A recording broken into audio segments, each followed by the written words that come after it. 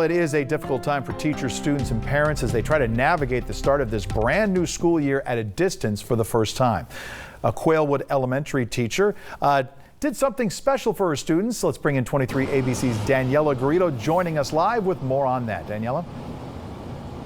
That's right. Good morning. Well, during the pandemic, a Quailwood Elementary teacher, inspired by her students, not only wrote but also illustrated a book that showed COVID-19 from the perspective of a teacher. She said it's a way to bring positivity to her fourth grade class.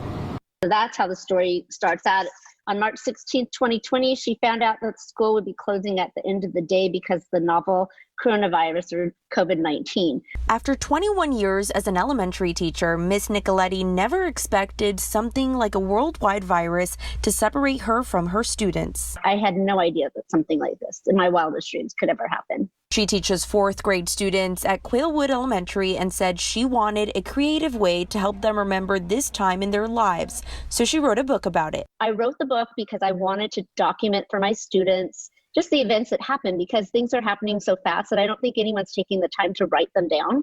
And I wanted them to have something tangible from me, to know that I cared enough about them to write a book and to make a memory for them to have for the rest of their lives. As her students participated in at-home activities, drive-by birthday parties, and virtual award ceremonies, Miss Nicoletti was drawing out the memories. I wanted them to see the toilet paper and the everything is going to be okay sign. After taking inspiration from her students' time during the pandemic, she illustrated and wrote Once Upon a Time There Was COVID-19 and made copies for each of her students. Being able to write a book gave me a purpose and a positive twist on the pandemic. And while the book illustrates bittersweet memories, Miss Nicoletti hopes it will help her students understand her perspective as they begin distance learning. The last page of the book just says, on the last day of school, Miss N and her students said goodbye online for the summer.